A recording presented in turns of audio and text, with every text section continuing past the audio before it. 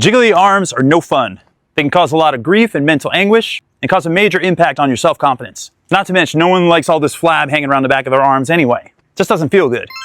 In this video, I'm going to talk about a key kettlebell exercise that you can use to help combat jiggly arms, boost your self-confidence, and even improve your ability with daily tasks. I'm going to address the back of the upper arm called the triceps, which is where the jiggly arms derive from. I'm going to talk about how you actually work this muscle group, give you a little bit more of an anatomy lesson behind it, and then I'm going to give you the how-to on this killer kettlebell exercise that I came up with to help you tighten up and strengthen the back of your arm so you can kiss your jiggly arms goodbye for life. But before I get down to it, make sure to like and share this video and subscribe to my channel if you haven't done so yet. Ah yes, the old jiggly arms. It's funny how many people have come to me about that over the years, saying, I want to do something about this. And not that I'm profiling or being sexist or anything, but it's mainly women that come to me and say, can you do anything about these jiggly arms in the back here? And yes, I absolutely can do something about it. In the big picture, you really just have to work your triceps in order to tighten up this area. If fat loss is your goal, of course, you can't spot reduce. So you must do some kind of cardio and calorie restriction or fasting to try to help burn some of the fat, because it gets burned throughout your whole entire body, including the back of your arms. So really the true equation to fix jiggly arms is to do calorie restriction, some form of fasting. I would suggest cardio, and then definitely some key strength training exercises. That leads me to the next piece of this video I want to talk about, which is how exactly do you work the triceps on the back of the arm here? Well, the triceps have three components. The lateral head, which is on the outside right here. The medial head, which is on the center, think midline, middle of the body. Then you have the long head, which is the long strip of triceps. In order to work these muscles, you must do exercises that involve extension of the arm like this. Your arm is coming outward like this. The biceps, on the other hand, which are the muscles here, the opposing muscles, do the other function, where they come in like this. This is called flexion. This is called extension. And if you haven't seen my video on 3 home exercises you can do to work the biceps, make sure to check that one out. But for the sake of this video, we're going to be focusing on extension of the arm. So when you reach up into a cupboard, for example, like this, to get a glass, or if you go to an ATM machine, I will act like I'm driving like this, and you go like this, you are extending your arm. So if you can see, my triceps kind of engage right there. And I'll go from this angle too. If you see that, right there, they contract.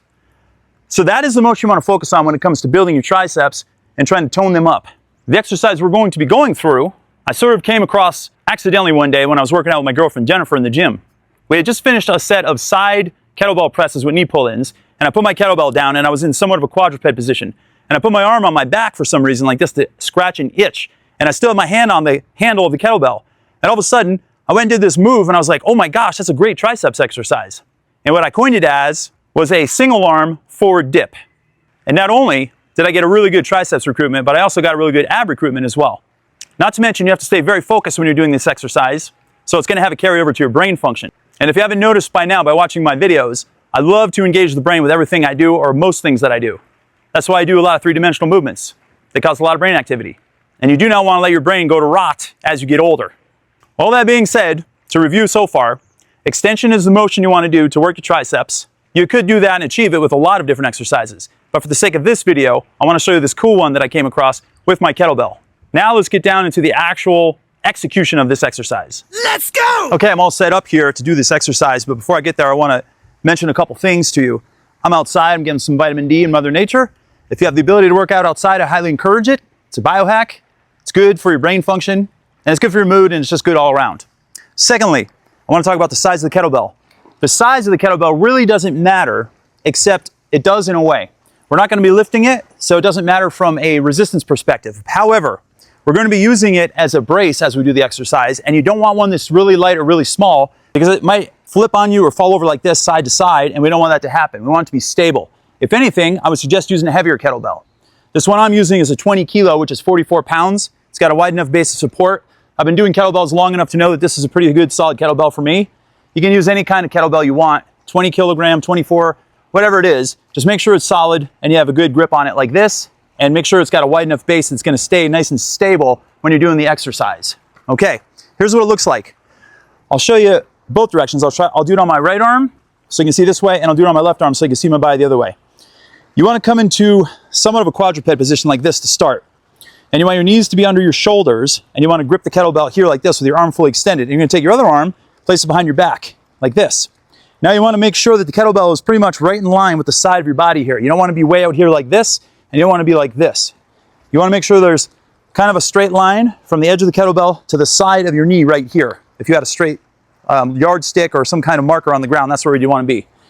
So you're going to extend your arm just like this, get a nice base of support, make sure the kettlebell is firmly placed in the ground. Take your arm behind your back like this, and then we're going to bend at the hips, and then we're going to take our elbow and we're going to bend it as we go down, and you're going to lower yourself down like this. And you want to try to take a big inhale down, keep your elbow in by your rib cage. Go as low as you can, and then push up. Keep your abs nice and tight as you do this. Big inhale down. Slowly lower, nice and slow. Push yourself back up, abs nice and tight. If you want, and if you do have the strength right from the get-go, right at the starting blocks, lower your nose all the way to the ground. Just like this. Touch your nose to the ground, and then push yourself up. And that's a lot harder to do it that way. And you may not be able to do that at first. I'm guessing you won't if you're new to this whole working your triceps thing. So in that case, just go as far as you can and try to get about a modest 90-degree bend in your elbow, and then push back up, because you're still getting a good amount of work done by doing that. So I'll always make sure to inhale on the way down, and then exhale on the way up. You're always exhaling on the exertional force, and the actual force is coming up. Now, I'll move the kettlebell to the other side and do my other arm so you can see what it looks like from this side. So we're going to place it there, kettlebell on the outside of my leg, arm behind my back, quadruped-like position, arm fully extended. And then we're going to inhale on the way down. I'm a lot weaker on this side, and then we're going to push up. Keep your abs nice and tight. Big inhale down. Slowly lower. Can't quite get my nose. Yes, I can. And then push back up. Now, a little tip here, and something you might find easier to do, is when you're doing the exercise, you can lift one of your legs off the ground like this and use it as a counterbalance behind you. Then lower yourself down and then come back up when you first start out. You're going to find that's much easier. I'll do it on this side as well. Okay, we're going to line up. Arm behind our back. We're going to kick this leg out already. And we're going to lower ourselves down. Just like this. And then back up. Try to maintain that all the way through, and then bring your knee in. And notice the reps I'm doing are slow and controlled. The idea with this exercise, actually all exercises, is you should do them in a slow and controlled fashion. Nothing sloppy, nothing choppy. And some of you might be out there thinking, oh, that's nothing more than a one-arm push-up. Well, yeah, it sort of is a one-arm push-up, but it's more of a dipping motion to me. And if you ever use dipping bars inside the gym, they're behind me over there, you can't really see them. You're doing a motion like this anyway, where you're leaning forward. And this is a single arm version of that, which you can't do a single arm in that. It's absolutely impossible. You just fall sideways. So I found this to be a good transitory exercise for working the triceps without having to use the dip bars. And from a functional perspective, this is going to bode very handily in the event you should happen to ever fall. God help us, hopefully we don't. And you have to get up off the ground, and if you only have one arm available for any kind of reason, you can push yourself up really easily. This is going to have a transfer effect to that as well. So there's more benefits to this exercise than just getting rid of the jiggly arms. There you go. The ball's in your court now. Do you have what it takes to get rid of these jiggly arms? Check it.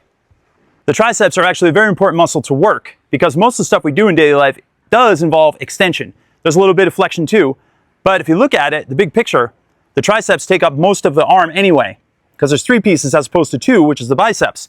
If you work on your triceps, it's going to fill out your arm a little bit more and boost your self-confidence in that aspect as well. So never neglect your triceps, and don't settle for jiggly arms. I just gave you a solution. To recap, work on that exercise I taught you, single arm forward dips with a kettlebell, do some cardio, do some fasting, burn fat throughout your whole entire body, work out outside if you can, and see yourself in possession of that which you want.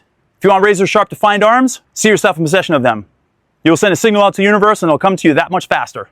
Okay, that's a wrap. Make sure to like and share this video, subscribe to my channel, hit that little bell indicator if you haven't done so yet, and think positive thoughts all day long.